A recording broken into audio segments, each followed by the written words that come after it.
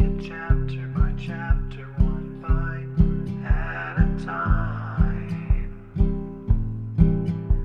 So many adventures and mountains we can climb. Take it word for word, line by line, one bite at a time.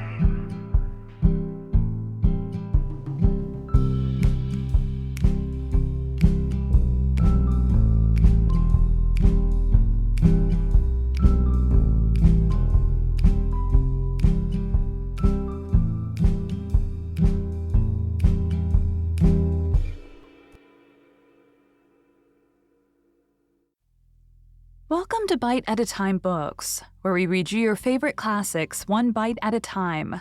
My name is Bree Carlile, and I love to read, and wanted to share my passion with listeners like you. If you enjoy our show, be sure to follow us so you get all the new episodes. If you want to see exclusive behind the scenes of our show, follow us on YouTube. We would also love for you to drop us a rating on your favorite podcast platform and share our show with your friends. You can catch us on all the social medias at Bite at a Time Books. We are currently running a contest on our social media for the duration of Season 10 to win a copy of the complete Anne of Green Gables series. Today, we will be continuing Anne of Green Gables by Lucy Maud Montgomery. Chapter 37. The Reaper Whose Name is Death. Matthew, what is the matter? Matthew, are you sick? It was Marilla who spoke, alarm in every jerky word. Anne came through the hall, her hands full of white narcissus. It was long before Anne could love the sight or odor of white narcissus again. In time to hear her and to see Matthew standing in the porch doorway, a folded paper in his hand, and his face strangely drawn and gray. Anne dropped her flowers and sprang across the kitchen to him at the same moment as Marilla. They were both too late. Before they could reach him, Matthew had fallen across the threshold. "He's fainted," gasped Marilla. "Anne, run for Martin. Quick, he's at the barn." Martin, the hired man, who had just driven home from the post office, started at once for the doctor, calling at Orchard Slope on his way to send Mr. and Mrs. Barry over. Mrs. Lynde, who was there on an errand, came too. They found Anne and Marilla distractedly trying to restore Matthew to consciousness. Mrs. Lynde pushed them gently aside, tried his pulse, and then laid her ear over his heart. She looked at their anxious faces sorrowfully, and the tears came into her eyes. "Oh, Marilla," she said gravely, "I don't think we can do anything for him." "Mrs. Lynde, you can't think Matthew is... Anne could not say the dreadful word. She turned sick and pallid. "Child, yes, I'm afraid of it. Look at his face. When you've seen that look as often as I have, you'll know what it means." Anne looked at the still face and there beheld the seal of the Great Presence. When the doctor came, he said that death had been instantaneous and probably painless, caused in all likelihood by some sudden shock. The secret of the shock was discovered to be in the paper Matthew had held and which Martin had brought from the office that morning. It contained an account of the failure of the Abbey Bank. The news spread quickly through Avonlea, and all day friends and neighbors thronged Green Gables and came and went on errands of kindness for the dead and living. For the first time, shy, quiet Matthew Cuthbert was a person of central importance. The white majesty of death had fallen on him and set him apart as one crowned. When the calm night came softly down over Green Gables, the old house was hushed and tranquil. In the parlor lay Matthew Cuthbert in his coffin, his long gray hair framing his placid face, on which there was a little kindly smile as if he but slept, dreaming pleasant dreams. There were flowers about him, sweet old-fashioned flowers which his mother had planted in the homestead garden in her bridal days, and for which Matthew had always had a secret, wordless love. Anne had gathered them and brought them to him, her anguished, tearless eyes burning in her white face. It was the last thing she could do for him. The Barrys and Mrs. Lynde stayed with them that night. Diana, going to the east gable where Anne was standing at her window, said gently, "Anne, dear, would you like to have me sleep with you tonight?" "Thank you, Diana." Anne looked earnestly into her friend's face. I think you won't misunderstand me when I say I want to be alone. I'm not afraid. I haven't been alone 1 minute since it happened, and I want to be. I want to be quite silent and quiet and try to realize it. I can't realize it. Half the time it seems to me that Matthew can't be dead, and the other half it seems as if he must have been dead for a long time, and I've had this horrible dull ache ever since. Diana did not quite understand. Marilla's impassioned grief breaking all the bounds of natural reserve and lifelong habit in its stormy rush. She could comprehend better than Anne's tearless agony. But she went away kindly, leaving Anne alone to keep her first vigil with sorrow. Anne hoped that the tears would come in solitude. It seemed to her a terrible thing that she could not shed a tear for Matthew, whom she had loved so much and who had been so kind to her. Matthew, who had walked with her last evening at sunset and was now lying in the dim room below, with that awful peace on his brow. But no tears came at first, even when she knelt by her window in the darkness and prayed, looking up to the stars beyond the hills. No tears. Only the same horrible dull ache of misery that kept on aching until she fell asleep, worn out with the day's pain and excitement. In the night she awakened, with the stillness and the darkness about her, and the recollection of the day came over her like a wave of sorrow. She could see Matthew's face smiling at her as he had smiled when they parted at the gate that evening. She could hear his voice saying, my girl that I'm proud of." And the tears came, and Anne wept her heart out. Marilla heard her and crept in to comfort her. There, don't cry so, dearie. It can't bring him back. It isn't right to cry so. I knew that today, but I couldn't help it then. He'd always been such a good, kind brother to me, but God knows best. "Oh, just let me cry, Marilla," sobbed Anne. "The tears don't hurt me like that ache did. Stay here for a little while with me and keep your arm round me. So. I couldn't have Diana stay. She's good and kind and sweet, but it's not her sorrow. She's outside of it, and she couldn't come close enough to my heart to help me. It's our sorrow, yours and mine. Oh, Marilla, what will we do without him?"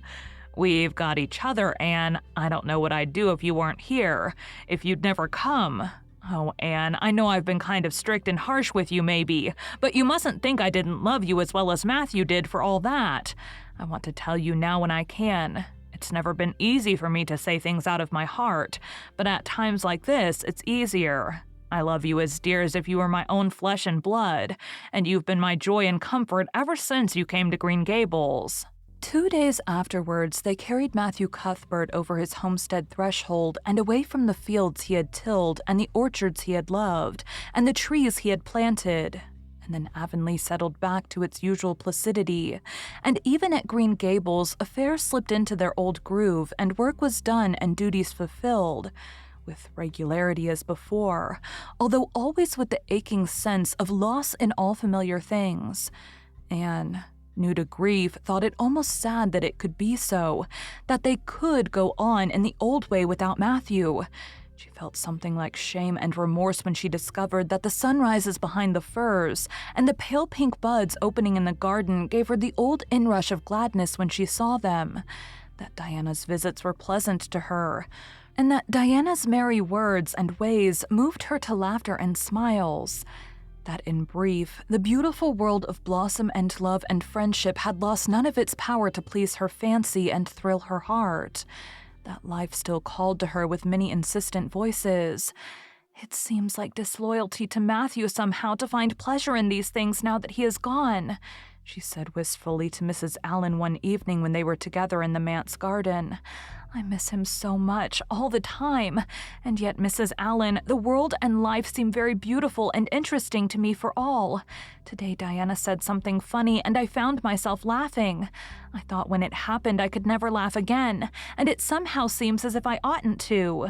When Matthew was here, he liked to hear you laugh, and he liked to know that you found pleasure in the pleasant things around you," said Mrs. Allen gently. "He is just away now, and he likes to know it just the same. I am sure we should not shut our hearts against the healing influences that nature offers us. But I can understand your feeling. I think we all experience the same thing. We resent the thought that anything can please us when someone we love is no longer here to share the pleasure with us. And we almost feel as if we were unfaithful to our sorrow when we find our interest in life returning to us. I was down to the graveyard to plant a rose bush on Matthew's grave this afternoon, said Anne dreamily. I took a slip of the little white Scotch rose bush his mother brought out from Scotland long ago. Matthew always liked those roses the best. They were so small and sweet on their thorny stems. It made me feel glad that I could plant it by his grave, as if I were doing something that must please him and taking it there to be near him. I hope he has roses like them in heaven. Perhaps the souls of all those little white roses that he has loved so many summers were all there to meet him. I must go home now. Marilla is all alone, and she gets lonely at twilight. She will be lonelier still, I fear, when you go away to college, said Mrs. Allen. Anne did not reply. She said good night and went slowly back to Green Gables. Marilla was sitting on the front doorsteps, and Anne sat down beside her. The door was open behind them, held back by a big pink conch shell with hints of sea sunsets in its smooth inner convolutions. Anne gathered some sprays of pale yellow honeysuckle and put them in her hair. She liked the delicious hint of fragrance as some aerial benediction above her every time she moved. "Dr. Spencer was here while you were away," Marilla said. "He says that the specialist will be in town tomorrow, and he insists that I must go in and have my eyes examined. I suppose I'd better go and have it over. I'll be more than thankful if the man can give me the right kind of glasses to suit my eyes. You won't mind staying here alone while I'm away, will you? Martin will have to drive me in, and there's ironing and baking to do." "I shall be all right.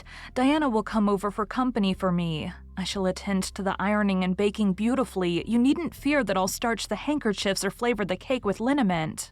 Marilla laughed. "What a girl you were for making mistakes in them days, Anne. You were always getting into scrapes. I did used to think you were possessed.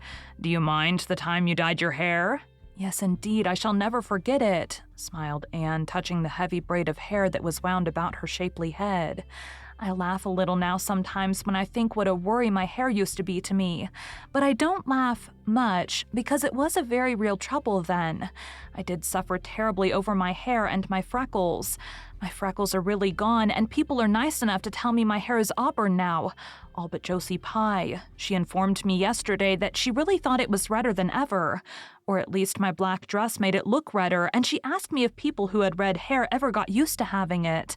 Marilla, I've almost decided to give up trying to like Josie Pye. I've made what I would once have called a heroic effort to like her, but Josie Pye won't be liked." "Josie is a pie," said Marilla sharply, "so she can't help being disagreeable.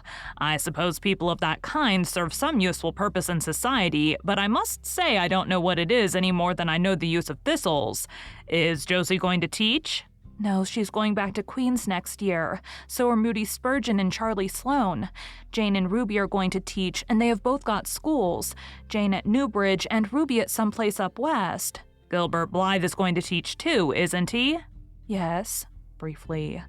"What a nice-looking fellow he is," said Marilla absently. "I saw him in church last Sunday, and he seemed so tall and manly. He looks a lot like his father did at that same age. John Blythe was a nice boy. We used to be real good friends, he and I. People called him my beau." Anne looked up with swift interest. "Oh, Marilla, and what happened? Why didn't you—" "We had a quarrel. I wouldn't forgive him when he asked me to. I meant to, after a while, but I was sulky and angry, and I wanted to punish him first. He never came back. The Blythes were all mighty independent, but I always felt rather sorry. I've always kind of wished I'd forgiven him when I had the chance." "So you've had a bit of romance in your life, too," said Anne softly. "Yes, I suppose you might call it that. You wouldn't think so to look at me, would you? But you never can tell about people from their outsides. Everybody's forgot about me and John. I'd forgotten myself, but it all came back to me when I saw Gilbert last Sunday." Thank you for joining Bite at a Time Books today. while we read a bite of one of your favorite classics. If you enjoy our show, be sure to follow us so you get all the new episodes. If you want to see exclusive behind the scenes of our show, follow us on YouTube. We would also love for you to drop us a rating on your favorite podcast platform and share our show with your friends. You can catch us on all the social medias at Bite at a Time Books. We are currently running a contest on our social media for the duration of Season 10 to win a copy of the complete Anne of Green Gables series. Again, my name is Bree Carlile, and I hope you come back tomorrow for the next bite of Anne of Green Gables.